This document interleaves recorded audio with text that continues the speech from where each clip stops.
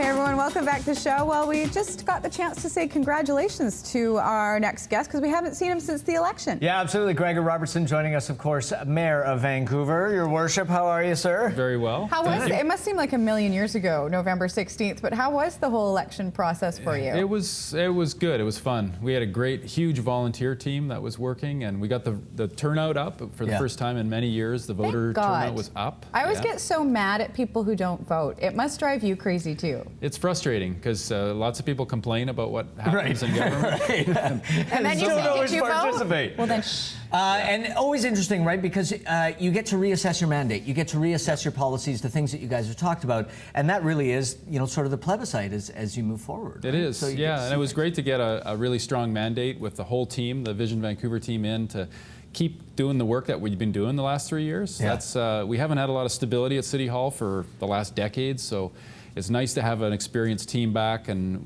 we've been clear about our priorities, following through on what we say we do, and so we got 3 more years to keep it up. Nice. And one thing we're always is great about you is that you're really open to interacting with the voters and with the internet, which is a scary thing.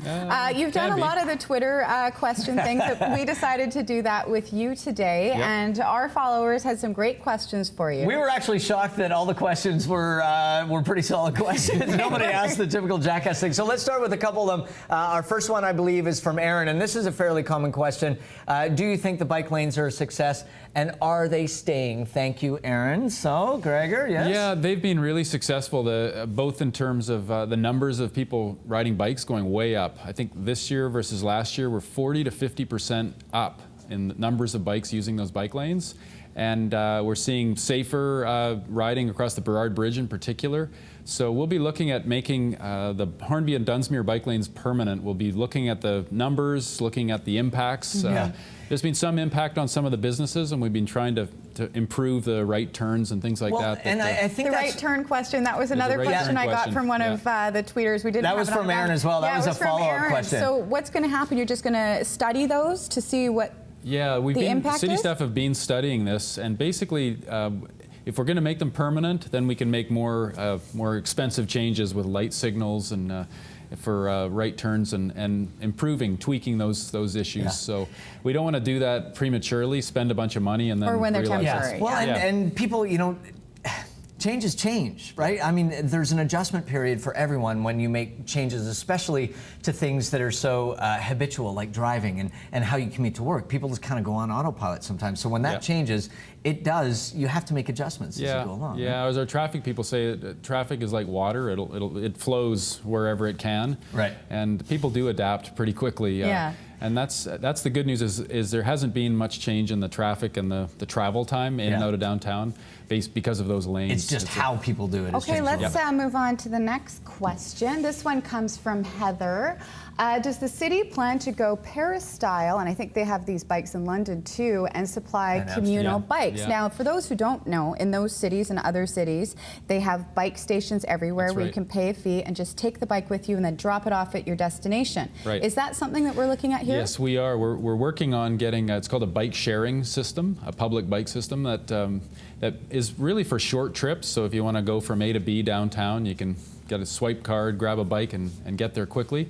So we are in that process right now. There's actually a lot of cities that have got these systems. So we're looking at who's done it, how it's working. So we have the best system. We have the helmet law here, so we've got to figure that out. Those other cities don't, so people can just pick up a bike. So I guess that's a big hurdle conundrum for us. Yeah. And would you be using predominantly Campagnolo race bikes or 5,000 carbon fiber just frames and nice Gruppos? Well, that'll be great. Okay, let's move on to the next one. Thanks to Heather for that one. And from Diana, in times of economic crisis, doesn't it make sense to spend more on services like libraries rather than less? What do you think? Yes. It's, library use actually goes up quite a bit in times of recession. We saw the numbers here shift up like that, and these are the questions that we're putting out to everyone right now with the city budget and saying where should we focus our resources? Where can we cut back a bit? Because we have to balance our budget in our cities, and we got a lot of pressure right now. There's a real gap to come in and not have to raise taxes, but to maintain our libraries and our community centers and everything that we do in the city. We've got to make it balance. So we want to have that feedback right now over this next month. Yeah. Lots of input, Vancouver.ca. There's a whole budget input You can process. have a look at. Yeah. You know, it's interesting because transparency goes a long way to people having those aha moments, because you know, everybody has their priority in their own life, things that are important to them. But budgets aren't infinite. Money is not infinite. No. You have to make tough decisions, and that's hard for people to understand sometimes when something means so much to them personally. It is a real challenge, and a lot of what the city does is very direct, because it's our community centers, our rinks and pools and libraries, and our police and fire and first responders. So it's very direct, and all we have is property tax and parking meters to pay for that stuff. So it's Parking meters are going all right, Gregor. I just want to let you know.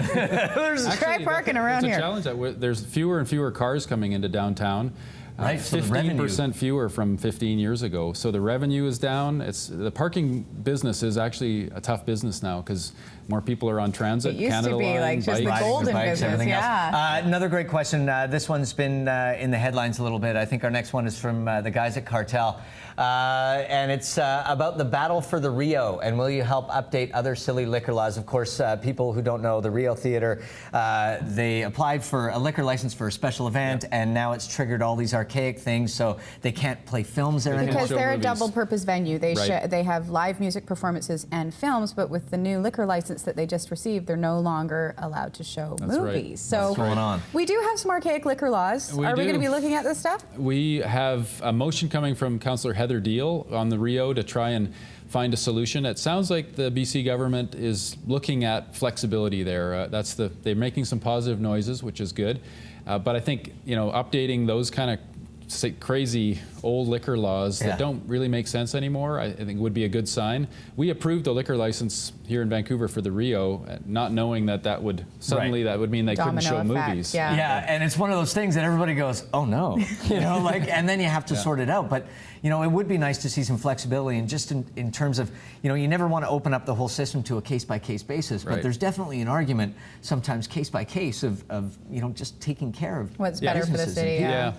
Yeah, and we like to, I mean, ideally we can make these decisions here in the city. It's our community, and we go through a rigorous process with liquor licenses and making sure the neighborhood's okay with it. So we go through that. It's a challenge when all of a sudden there's an old law on the books in Victoria that somehow Trigger trumps somewhere. it. Yeah. We have to talk about the City Summit quickly. We'll get to one more question at the end, but the City Summit, what's going on with that? What is it? Explain. Yeah, we are hosting a city summit here next week in Vancouver, which is the first time we've done this, bringing mayors and officials from, I believe, about 40 cities around the world. A lot of big technology companies are involved, a lot of entrepreneurs from here in Vancouver. And looking at the age of city building, we've got a massive shift into cities all over the world right now. It's about 180 million people a year are moving into cities around the world. So over the next 40... How do you handle that? How do we do it? Cities are transforming to get more efficient. We can't build all of the same technology that we've had historically and Boy, there'll be some crash the fascinating system. conversations coming to that. It'll be very interesting. Speaking of fascinating conversations, we Michael had one Eckford. more question, and of He course, picked this one. you know there's always going to be someone that asks things like this. From the district, ask him if he inhales. Gregor, I'm not gonna make you answer that.